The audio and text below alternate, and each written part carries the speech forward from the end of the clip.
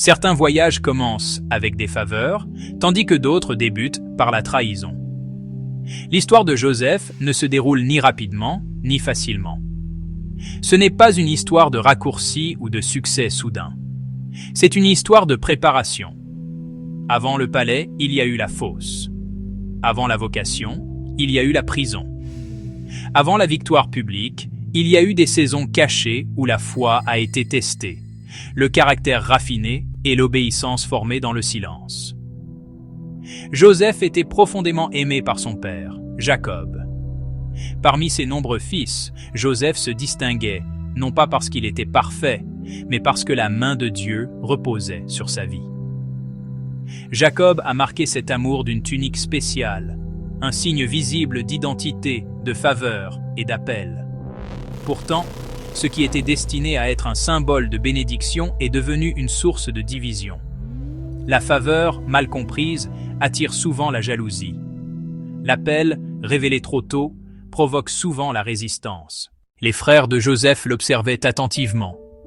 Ils l'écoutaient parler de rêves, des rêves d'élévation, de leadership et d'autorité. Mais au lieu de célébrer ce que Dieu révélait, ils ont laissé l'envie prendre racine. Leurs cœurs s'endurcirent, et le ressentiment grandit silencieusement jusqu'à éclater en trahison. Un jour ordinaire dans les champs, la vie de Joseph changea à jamais. Ses frères se retournèrent contre lui, le dépouillèrent de sa tunique et le jetèrent dans une fosse. Il n'y eut ni explication, ni avertissement, seulement l'obscurité, la confusion et le silence. Comme si la fosse ne suffisait pas, Joseph fut vendu comme esclave. Il fut emmené en Égypte, loin de chez lui, loin de sa famille et loin de tout ce qui lui était familier. Pourtant, même dans cette distance, Dieu n'était pas parti. L'endroit où Joseph se trouvait avait changé, mais la présence de Dieu, non. L'Égypte n'était pas une erreur, ni un détour, c'était un terrain d'entraînement.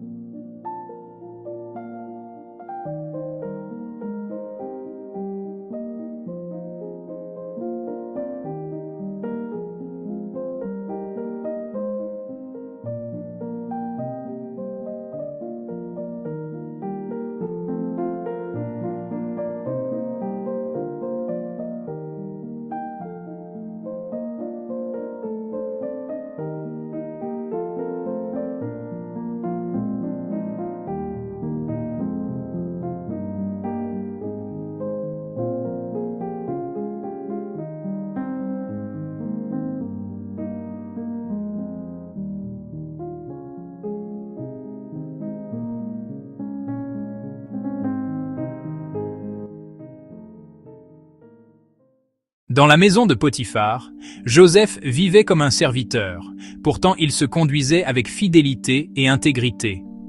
Il ne laissa pas l'injustice empoisonner son cœur. Il ne laissa pas la déception définir son esprit. L'Écriture nous dit que l'Éternel était avec Joseph, et parce que Dieu était avec lui, tout ce qu'il touchait prospérait. Même dans l'obscurité, Joseph travaillait avec excellence. Même dans les chaînes, il restait fidèle.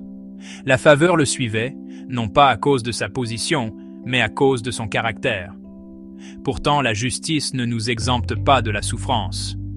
Joseph fut faussement accusé, injustement jugé et puni à tort. Une fois de plus, sa vie sombra, cette fois en prison. De la fosse à l'esclavage et de l'esclavage à la prison, Joseph se retrouva à nouveau confiné. Le silence devint plus lourd. L'attente devint plus longue. Et pourtant, Dieu ne parla pas.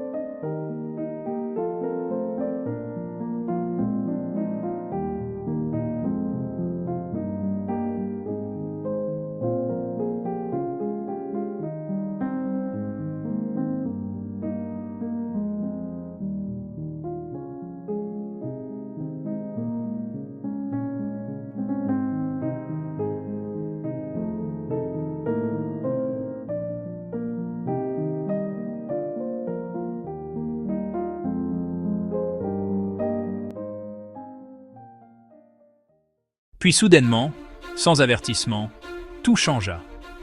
Pharaon lui-même était troublé par des rêves que personne ne pouvait interpréter, et Joseph fut rappelé. Joseph fut tiré de prison, nettoyé et présenté devant le trône. En un seul instant, Dieu changea sa position, de prisonnier à conseiller, d'oublié à favoriser. Les années de préparation rencontrèrent le timing divin. Joseph parla avec une sagesse qui ne venait que de Dieu, et Pharaon la reconnut immédiatement. L'autorité fut donnée, la responsabilité fut confiée, le dessein fut révélé.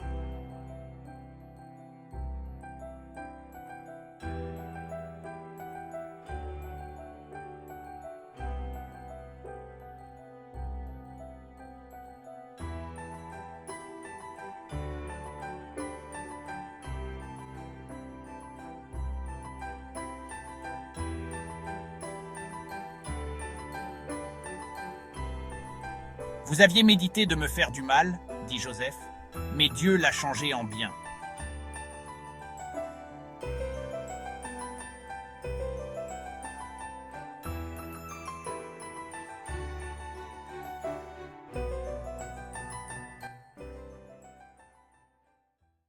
L'histoire de Joseph révèle une vérité profonde. Dieu ne précipite pas l'accomplissement de son dessein. Il prépare les gens. Les saisons cachées ne sont pas des saisons perdues, ce sont des saisons de formation. La fosse enseigne l'humilité. L'esclavage enseigne la discipline. La prison enseigne l'endurance. Et quand le moment est venu, Dieu libère ce qu'il a raffiné. Si vous attendez, vous n'êtes pas oublié. Si vous êtes caché, vous n'êtes pas négligé. Si vous traversez une saison de silence, Dieu est toujours à l'œuvre. Votre situation géographique n'annule pas votre appel et votre délai ne nie pas votre destinée. Dieu vous prépare avant de vous couronner. Alors, faites-lui confiance dans les champs. Faites-lui confiance dans l'attente. Faites-lui confiance dans le silence. Car le même Dieu qui a tiré Joseph de prison est fidèle pour achever ce qu'il a commencé en vous. Le dessein arrive. La rédemption se déploie. Et le timing de Dieu est parfait.